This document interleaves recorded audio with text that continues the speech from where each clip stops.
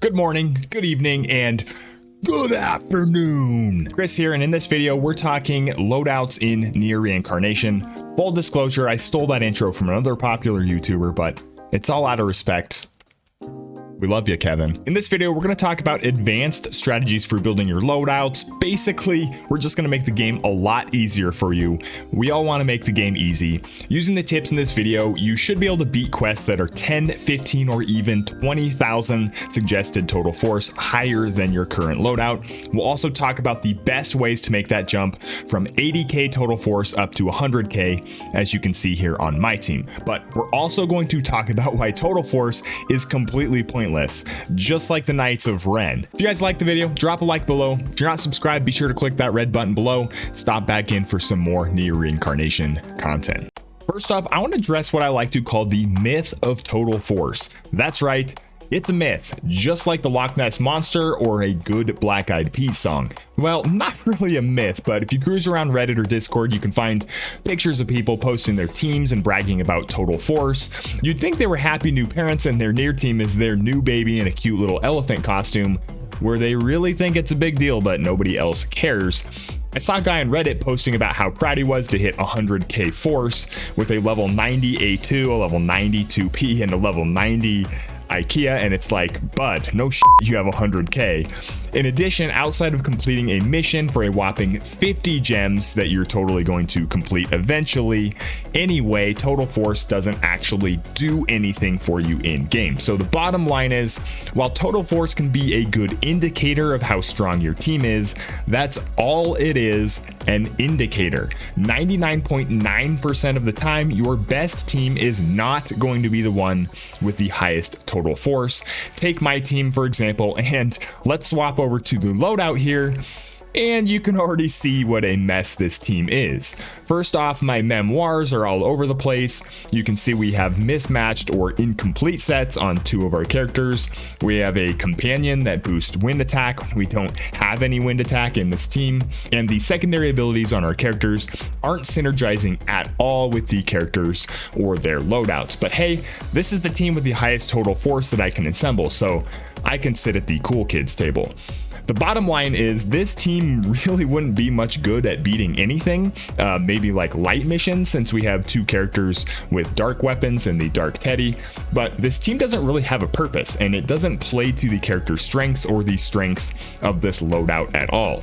So if I scroll over to my next loadout, which is my light loadout, which we'll talk about in a second, you can see the total force here is only about 93k, but in practice this team is way more effective than that 105k loadout.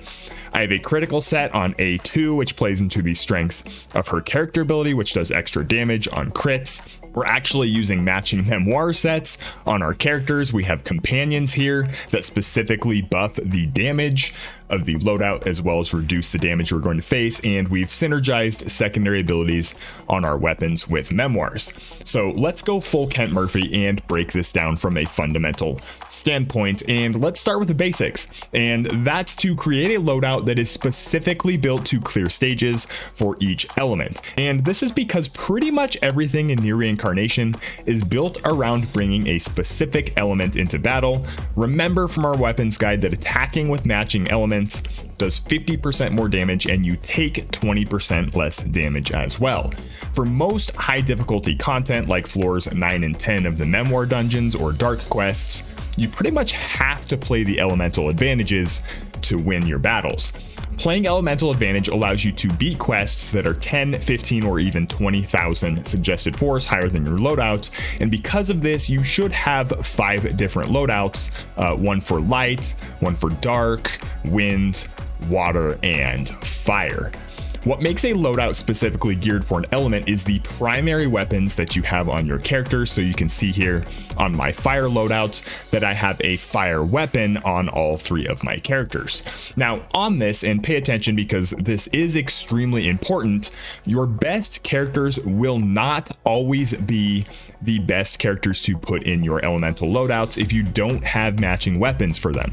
For example, if I didn't have this Fire Fist weapon for Fio, but I did have a strong, say, 4-star fire gun and a level 70 Griff or Demos, I'd be better off using a lower level character in order to take advantage of that elemental advantage and that weapon type advantage. The way that I do this is I would look at what strong weapons you have for an element, and then I would work backwards from there to see what characters on your roster will match your weapons. I would not work backwards from your strongest characters because the weapons are going to be much more important here. Again, a level 70 character with a matching element weapon will almost always, in most cases, be better than a level 90 character who has a mismatched element. That said, sometimes you just don't have any good options for an element, and for most of us, this is going to be the water element right now. You can see that my 2B here has a dark sword in my water loadout because I just don't have crap for water weapons. In this case, if you want to create a strong pairing between a 4-star character and a weapon, you definitely should look at your 3-star weapons. So you'll see if I scroll down here to my 3-star weapons down here, and I look at my water weapons, I have a max ascended greatsword and I have a max ascended staff. So I would probably be better off by evolving and leveling these two items to level 80 and then pairing them with either Rion or Ikea respectively. I would have a much stronger loadout than force feeding my dark 2B into this loadout. Eventually you should aim to get weapons of all types in all elements, but 3-star weapons can be great holdovers to fill in the gaps until that happens.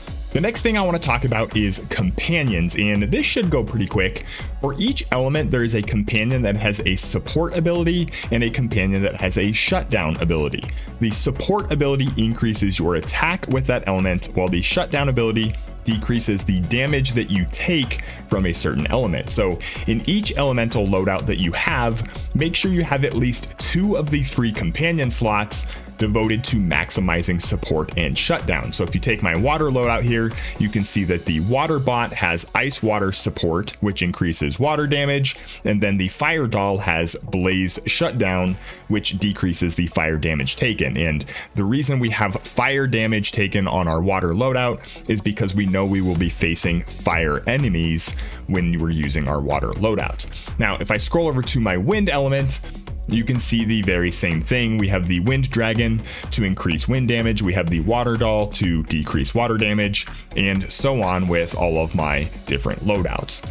Even if you've neglected companions like that Totino's party pizza you forgot you put in the oven 4 hours ago, even at level 1, these companions shutdown and support abilities can increase or decrease the damage by even like 7 or 8%, which can be the difference between winning and losing when you're going up against high difficulty content. The last thing I want to talk about, and this is probably the most stealth ninja big brain 200 IQ trick that I can give you about building loadouts, is synergizing your memoirs to play nice with your secondary abilities on your weapons. Now, this isn't going to be a memoir guide because you need a PhD and a lot of patience for that one.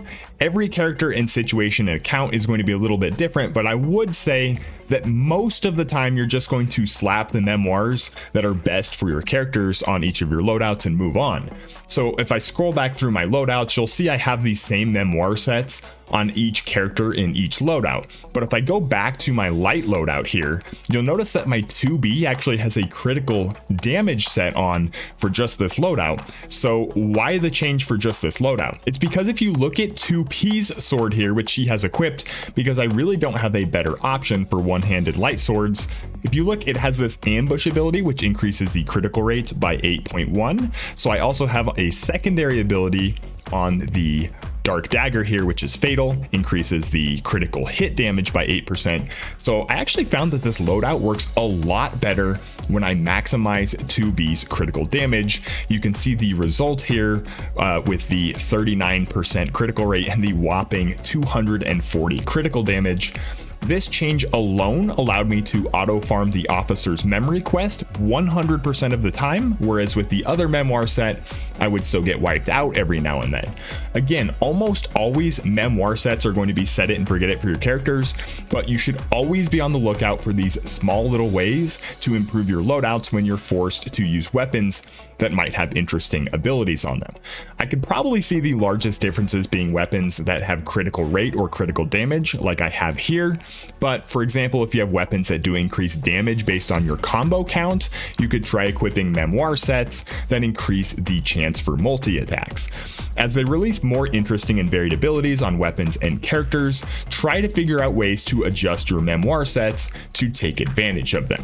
Lastly, I want to talk about how you can break past that 80k force mark and work your way up towards 100k, and the answer is simple: evolve your weapons.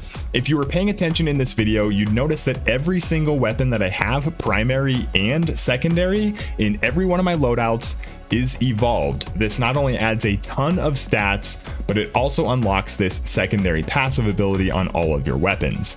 You can collect the gems for evolving from the daily quests, so there's really no excuse for not having your weapons evolved other than your phone battery is fried, because that's pretty much what you have to do in this game.